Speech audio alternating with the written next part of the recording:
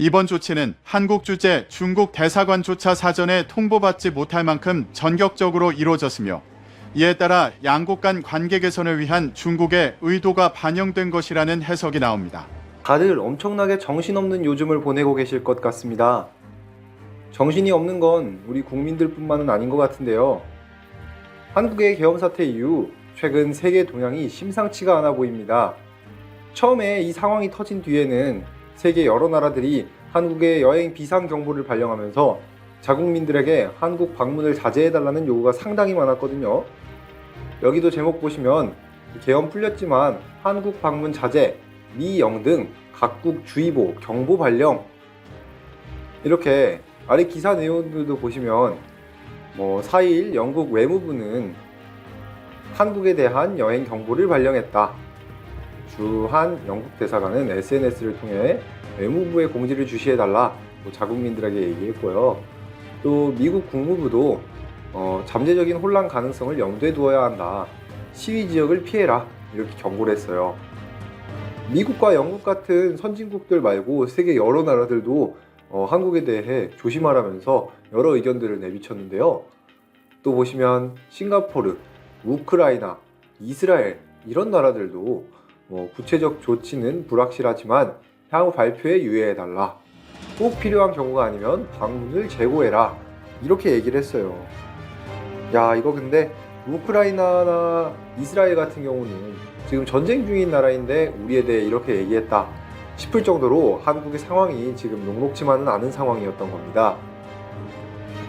그리고 또 여기 맨 아래 보시면 이 여행업계 혼란도 예상된다 이렇게 얘기를 했는데 여행업계뿐만 아니라 정상적으로 운영된 곳이 있을까 싶을 정도로 아주 혼란스러운 한때를 대한민국은 보내고 있었는데요.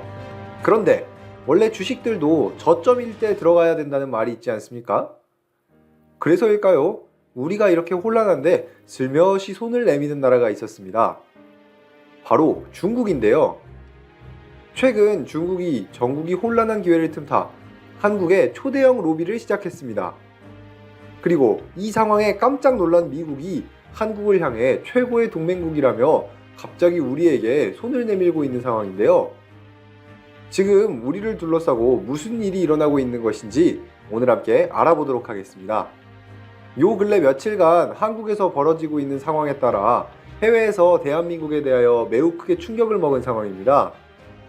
그도 그럴 것이 선진국 반열에 오른 국가에 국민들의 의식 수준과 생활 수준까지 거의 탑급인 나라에서 쉽게 상상하기 어려운 일이 일어난 것이지 않습니까?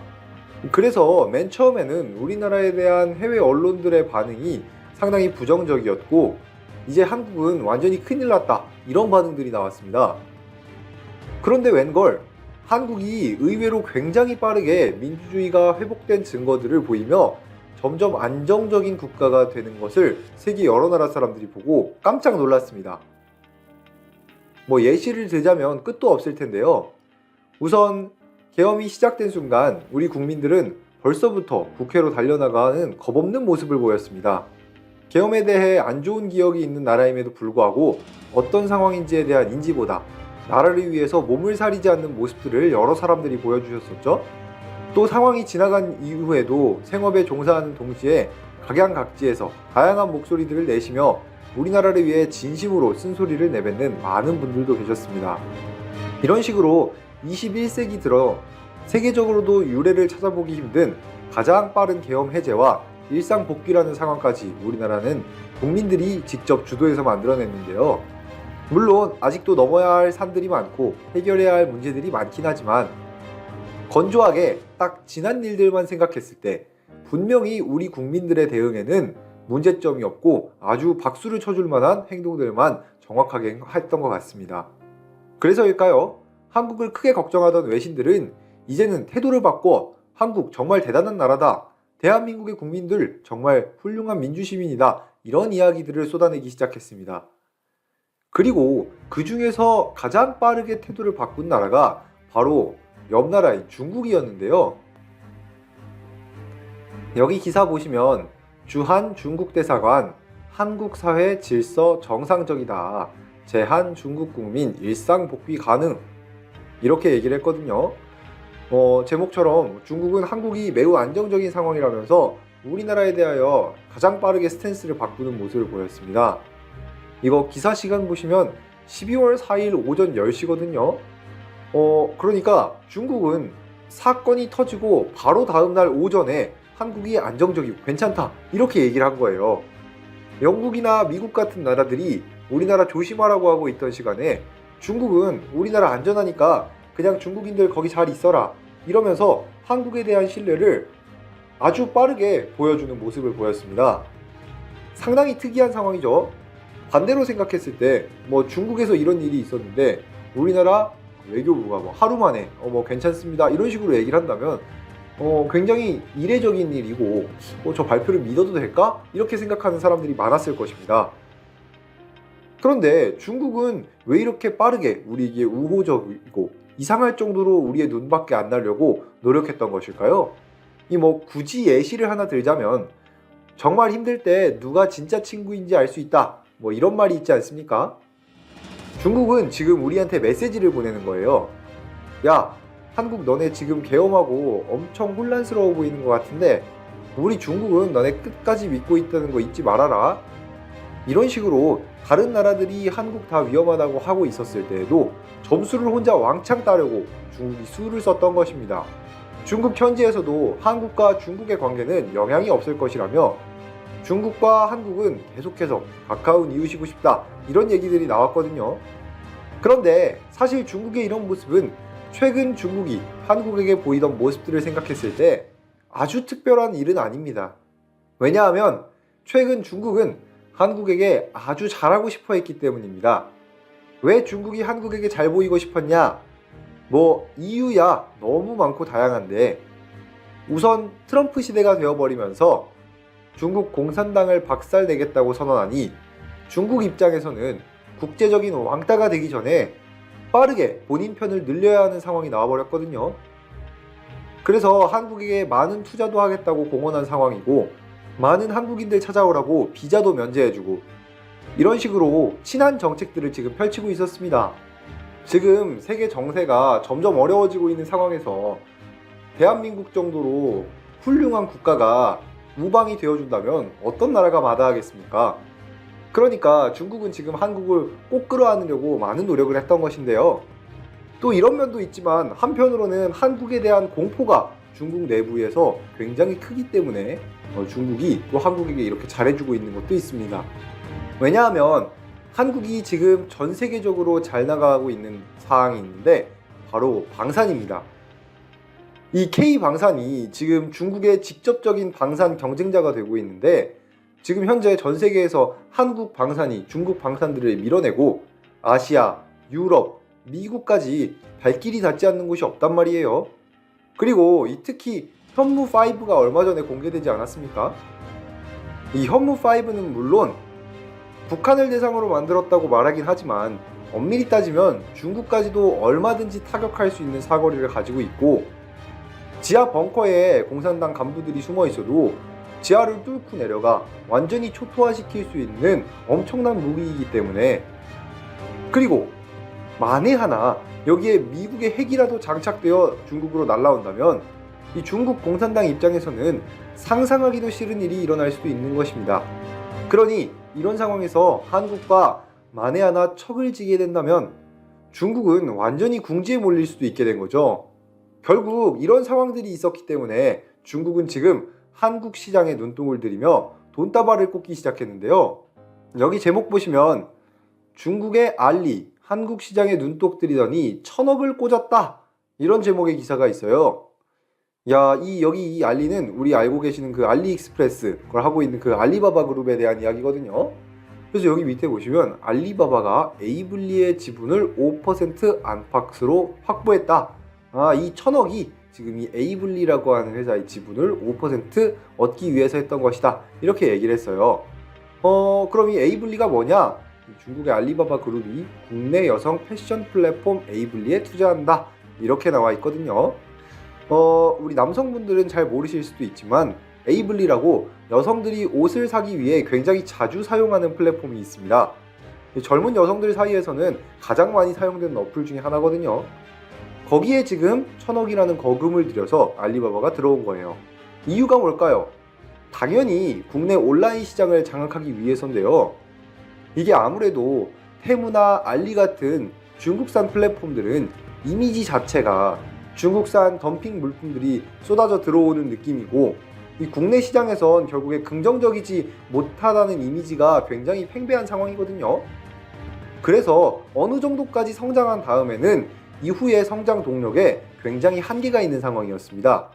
그런데 이 에이블리는 국내 회사니까 여기를 잠식한 다음에 들어온다면 상황이 지금이랑은 상당히 달라지겠죠.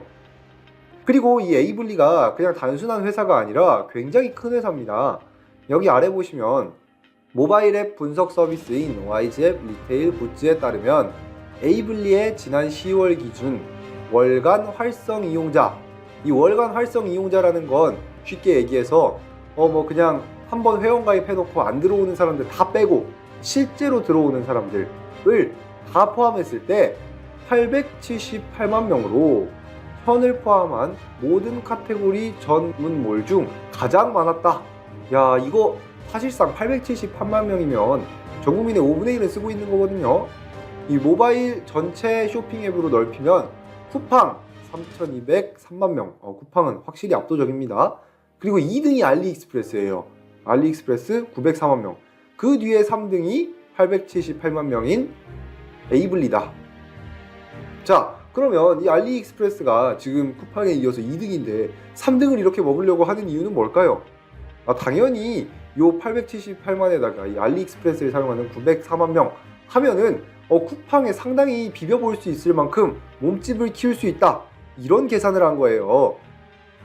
지금 당장은 에이블리가 알리, 쿠팡 이런 회사들에 밀려 국내 3등이 되는 업체지만 나중에 이 알리가 더 이상 성장하지 못하는 상황에서 에이블리의 지분을 점점 사와서 에이블리를 중국 기업으로 만들어 버린다면, 더 싼 물품들이 에이블리에 쏟아져 들어온다면, 그러면 쿠팡도 마냥 안전하지만은 않은 상황이 될 수 있는 겁니다.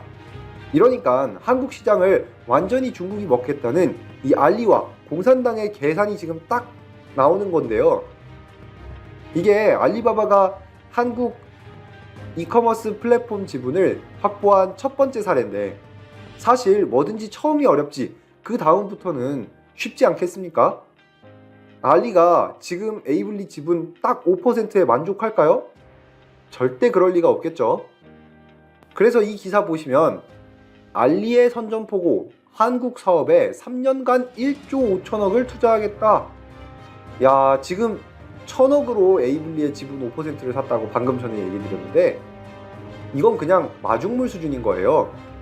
1조 5천억을 투자한다는 말은 사실상 에이블리는 당연히 우리가 인수할 거고 쿠팡까지 완전히 따라잡겠다, 이게 지금 알리의 계획이라는 거죠.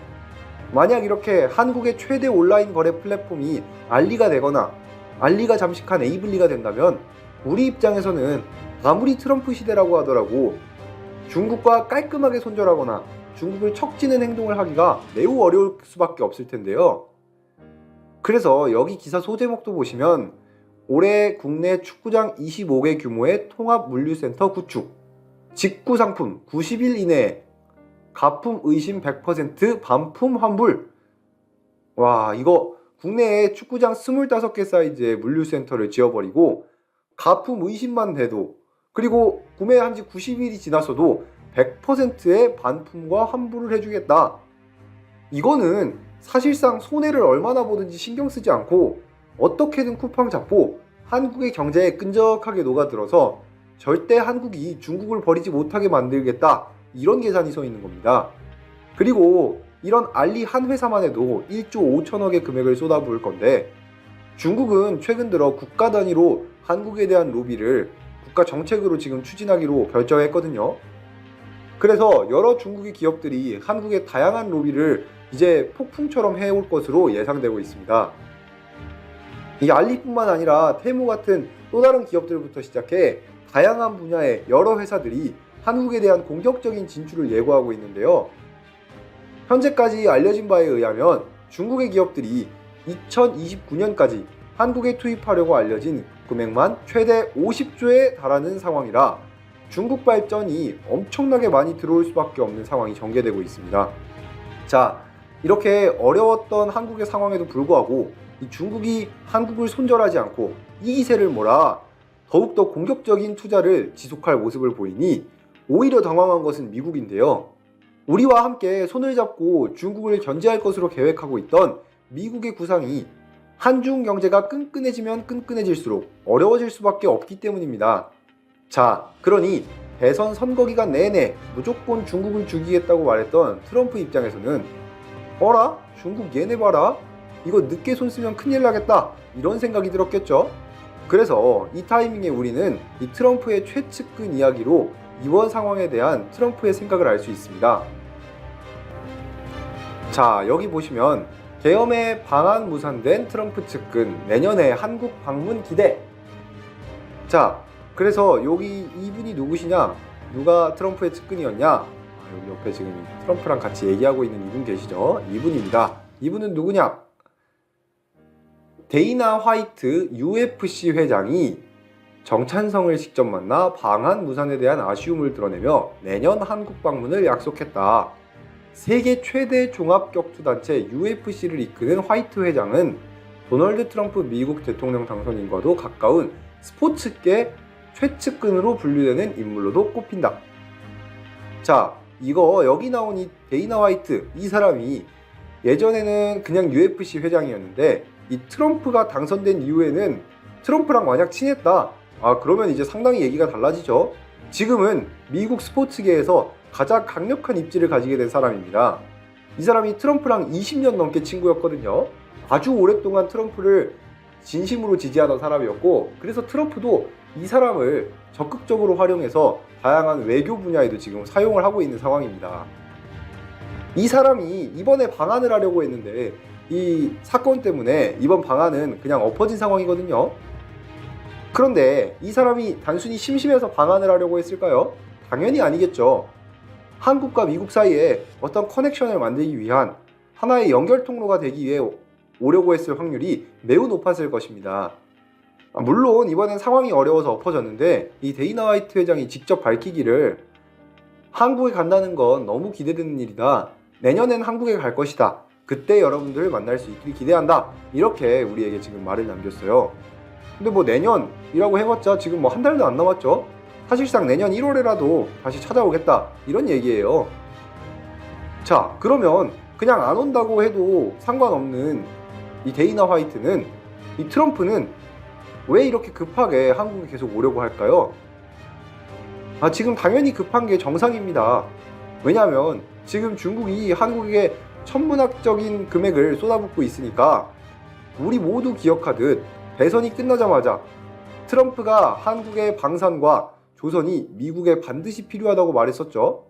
미국은 그동안 조선업을 등한시해버려가지고 지금 조선업에 대한 전 세계 점유율이 1%밖에 안 되는, 사실상 조선업이 사장된 국가예요.